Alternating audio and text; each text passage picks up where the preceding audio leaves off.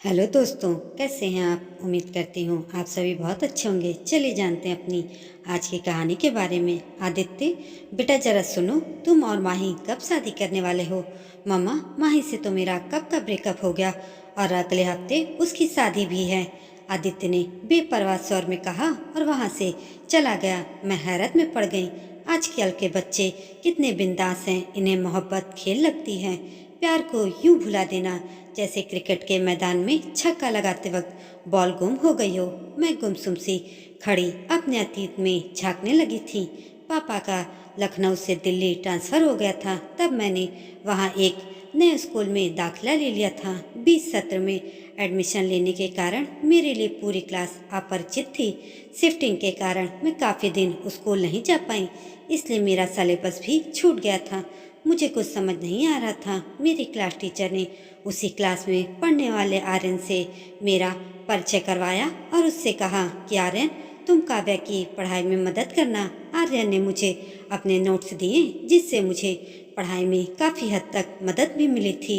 यह संयोग ही था कि मैं और आर्यन एक ही कॉलोनी में रहते थे। फिर हम स्कूल भी साथ में ही आने जाने लगे।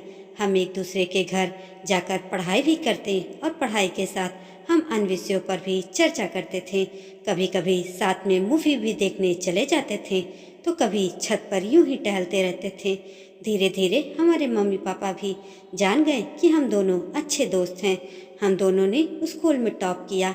इसके बाद हम कॉलेज में आ गए। आर्यन इंजीनियरिंग करने दूर चला गया और मैं दिल्ली में दूसरा कोर्स करने लगी। कॉलेज पूरा होते होते पापा ने मेरी शादी के लिए लड़का ढूंढना शुरू कर दिया। छुट्टियों में आर्यन के घर आने पर मैंने उससे अपनी शादी की चर्चा के बारे में बताया। वह एकाएक गंभीर हो गया। मेरा हाथ पकड़कर बोला, काव्या, मैं तुमसे बहुत प्यार करता हूँ। आज से नहीं, जब से पहली बार देखा था तब से ही मैंने रात दिन बस तुम्हारे ख्वाब ही देखे हैं। प्लीज़ तुम मेरी नौकरी लगने तक का इंतज़ार कर लो। मेरे अलावा किसी से शादी करने की सोचना भी मत। मुझे भी आर्यन पसंद था। मैंने उसे हाँ कर दिया। 2 महीने बाद पापा ने जब अभिनव को पसंद कर लिया था शादी के लिए, तब उनके मान सम्मान के आगे मैं अपनी पसंद नहीं बता पाई थी उन्हें। एक बार माँ से इस बारे में जिक्र किया था। माँ, मैं आर्यन को पसंद करती हूँ और मैं उससे शादी भी करना। बात पूरी होती उससे पहले ही माँ ने मुझे एक थप्पड़ जड़ दिया। बड़ों के सामने यूं मुँह खोलते हुए शर्म नहीं आती। चुपचाप से पापा के बताए हुए रिश्ते के बंधन में बंध जाओ, वरना अच्छा नहीं होगा तुम्हारे लिए।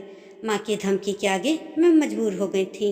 मैं चुपचाप शादी के लिए तैयार हो गई थी। उस वक्त तो मोबाइल भी नहीं होते थे जिससे मैं आर्यन को अपनी शादी के बारे में बता पाती।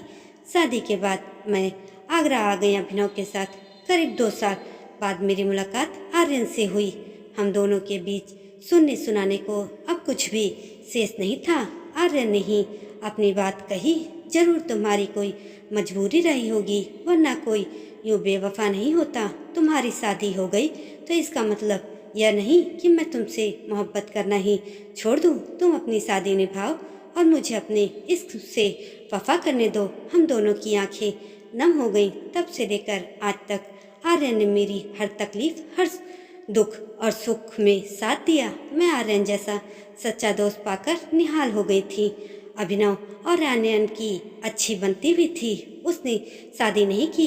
एक बार मेरे जोर देने पर उसने कहा, मेरे मन में बसी मूरत के जैसी कोई मिल गई तो मैं इन यादों को एक पल में ही अलविदा कह दूंगा। वह अक्सर ही मुझसे कहता है, तुझे पा लेते तो यह किस्सा ही खत्म हो जाता। तुझे खो कर बैठे हैं। यकीनन कहानी लंबी होगी। दोस्तों, कहानी अच्छी लगी हो तो लाइक, शेयर और कमेंट ज़रूर करें और ऐसी ही अच्छी अच्छी कहानी के लिए मेरे चैनल को सब्सक्राइब भी ज़रूर कर दीजिएगा। धन्यवाद।